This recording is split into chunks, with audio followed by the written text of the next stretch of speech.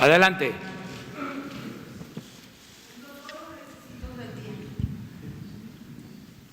Bueno, gracias, presidente.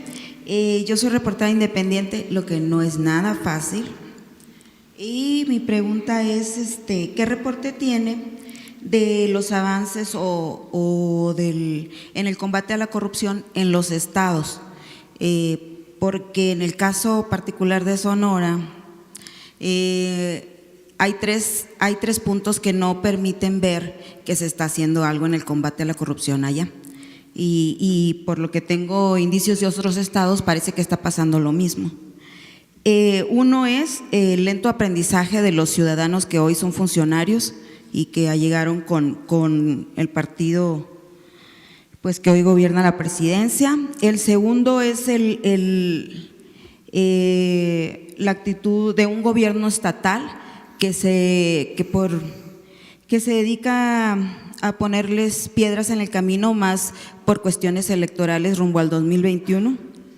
Y el tercer punto, porque estos nuevos gobiernos ciudadanos que arribaron al poder o que hoy están gobernando las alcaldías y involucraron entre sus funcionarios a expriistas no bien habidos, y en el caso de Sonora hay muchos expadrecistas en puntos claves que nos vienen a dejar nepotismo, no se notan los cambios que se están viendo a nivel nacional. Entonces, ¿qué reporte tiene en ese punto? Sería mi primer pregunta. Bueno, es un proceso de limpia de corrupción que se está dando, es un proceso de purificación de la vida pública. Ese es el término, aunque no les guste a mis adversarios, purificar la vida pública. Y se ha iniciado de arriba para abajo. Entonces, esto va a ir cundiendo. Es una corriente nueva de pensamiento y se va a ir fortaleciendo mucho como voluntad colectiva. Se va a crear una voluntad colectiva dispuesta a exigir que se acabe la corrupción. Y va a ser algo imparable, porque como lo hemos dicho, se va a estigmatizar la corrupción. Antes robaban y ni siquiera perdían su respetabilidad, y ese era el peor de los males. Ahora van a estar señalados, estigmatizados. Fuchi, los corruptos. Guácala, el corrupto. Ixcareca, el corrupto. Pero si nos puede dar una muestra del avance que hay en los estados. Yo estoy seguro que ahora hay menos corrupción. Todavía no se ha erradicado por completo. Mire, también es muy importante la democracia para acabar con la corrupción. Antes, cuando predominaba un partido, no había contrapesos. Y cuando no hay contrapesos, el que está en el cargo, el que está en el poder, se siente absoluto. Cuando hay democracia es distinto. Hay oposición, hay crítica, hay denuncia. Y eso es el proceso también que se está dando, igual que el combate a la corrupción. el que haya libertad, haya democracia, el que todos denunciemos la corrupción y que no se tolere, no se permita. Es que no había democracia. No teníamos y seguimos sin tener, porque es un proceso. Y en México no había tradición democrática. Nos falta hábito democrático, costumbre democrática. Imagínense 3 siglos de dominación colonial, que desde España nos imponían a los virreyes. 3 siglos. Llevamos apenas 2 siglos de ser país independiente y 3 siglos con imposiciones desde España. Y los virreyes hacían lo mismo, imponían a los que se llamaban entonces alcaldes mayores, como los gobernadores de ahora. Luego viene la independencia y todo el siglo XIX es prácticamente lo mismo. México es país de 2 hombres en el siglo XIX, Santa Anna y Porfirio Díaz. Santa Anna, 11 veces presidente de México. Porfirio Díaz, 34 años en la presidencia. ¿Cuál democracia? Apenas hubo un periodo de 10 años de la República restaurada, de Juárez y de Lerdo, que se respetó la Constitución, hubo división, equilibrio de poderes y hubo elecciones y hubo democracia. Y también con cuestionamientos de fraude. Y a partir de que entra Porfirio, se acaba la democracia y es la reelección. Con la revolución no se avanzó en el terreno político democrático. Ya no estaba Porfirio, pero quedó doña Porfiria. ¿Cuántos años de dominio de un solo partido? Esto es nuevo, porque en el 88 inicia todo un movimiento por la democracia política, ya sabemos el resultado, fraude. Luego, en el 2000, un cambio y hay traición a la democracia, porque se llega con el apoyo del pueblo para establecer una auténtica, una verdadera democracia en el país y se traiciona al grado que en el siguiente sexenio, fraude operado por el que había llegado gracias al movimiento democrático. Y además, hasta se vanagloria de decirlo de manera cínica. ¿Hubo alternancia? No, en esencia continúa el mismo régimen, la misma política económica, la misma corrupción.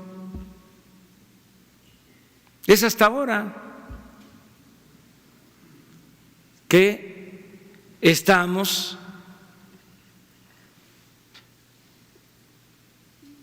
fortaleciendo la democracia representativa y participativa. Pero tenemos todos que ayudar, porque imagínense cuántos años, siglos sin democracia, las malas costumbres, los vicios, el querer imponerse, el no respetar la voluntad popular, el fraude electoral, que lo tenemos que erradicar por completo. Ahora me faltó, se me fue, porque hubieron elecciones y yo dije aquí, no voy a participar, no voy a ir a los estados con elección, no voy a permitir que se utilice dinero del presupuesto para favorecer a ningún candidato, a ningún partido. Y me faltó mandarle una carta a los gobernadores, como lo hacía Madero, el único presidente demócrata de México, Presidente, apóstol de la democracia. Le mandaba cartas a los gobernadores cuando iba a haber elecciones, donde les decía, les pido que se respete el voto de los ciudadanos y que quien gane va a ser reconocido por el gobierno y no tenemos interés en favorecer a nadie. ¿Qué presidente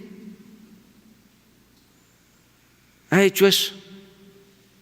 Ninguno en la historia. Entonces, tiene que acompañarse el combate a la corrupción de el establecimiento de una auténtica democracia, porque eso va a ir ayudando mucho. El hecho de que ya los gobernadores no tengan el control del Congreso, que se siga avanzando para que no tengan el control del Poder Judicial en los estados.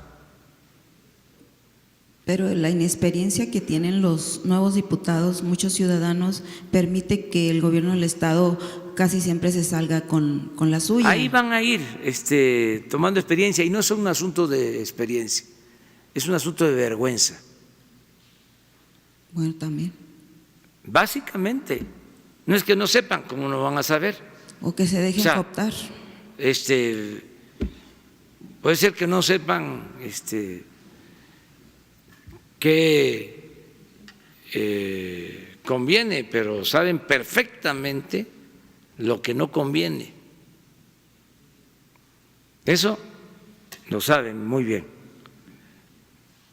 Entonces, pero eso se va a ir superando, porque cada vez va a haber más conciencia en los ciudadanos.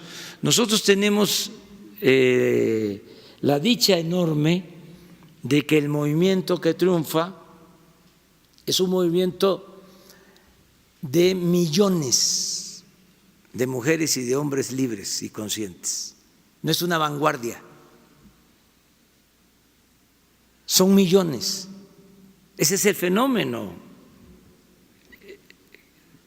que se está dando en México, fenómeno político. No es un sector, no es un gremio, es un movimiento ciudadano. Por eso, en las reivindicaciones que se buscan, en lo sectorial, en lo gremial, se tiene que tomar en cuenta la opinión general, la opinión de todo el pueblo. A veces con el movimiento armado triunfan vanguardias y los cambios se llevan a cabo con el impulso de esas vanguardias, no con el respaldo de todo el pueblo. Y suele pasar que si esas vanguardias no actúan de manera consecuente y se corrompen, se fracasa. Hay revoluciones fracasadas por el mal comportamiento de los dirigentes, por el mal comportamiento de las vanguardias. En el caso de México, no es un movimiento vanguardista, es un movimiento ciudadano, popular, amplio, de millones de mexicanos. Es que puede uno ir a cualquier pueblo, al más apartado, y ahí hay un campesino, hay un maestro que está consciente del proceso actual. No es un asunto de élites. Por eso pueden lanzarse contra nosotros con todas las campañas de desprestigio y ya no tienen efecto, porque la gente está muy politizada. Fue un cambio de mentalidad y cuando cambia la mentalidad cambia todo. Eso es lo más difícil de lograr, pero cuando se logra un cambio de mentalidad del pueblo, se llevan a cabo las transformaciones. Y eso es lo que está sucediendo. Y yo espero que nos vaya bien, que sigamos teniendo suerte, porque también son muchos los riesgos y mucho el atraso. Son grandes, graves los problemas nacionales, pero se están enfrentando, hay toda una estrategia, hay conducción política, hay gobernabilidad y tenemos también mucho potencial económico, muchos recursos naturales, muchas riquezas y un pueblo extraordinario, pueblo bueno, trabajador. Imagínense lo de nuestros paisanos migrantes enviando este año, según las proyecciones, 35,000 millones de dólares. Nosotros estamos destinando 300,000 millones de pesos. Eso es lo que estamos destinando, de manera directa, a beneficiar a la gente. Nunca tanto. Pero las remesas son más del doble del programa de bienestar que está llevando el gobierno, que nunca había significado tanto. ¿Qué demuestra esto? Que el pueblo de México es extraordinario, excepcional, un pueblo trabajador, que merecen todos los homenajes, todo nuestro respeto, toda nuestra admiración, nuestros migrantes. Un saludo a los que están allá en California, a los que están en los estados de la Unión Americana. Un abrazo. Adiós, adiós.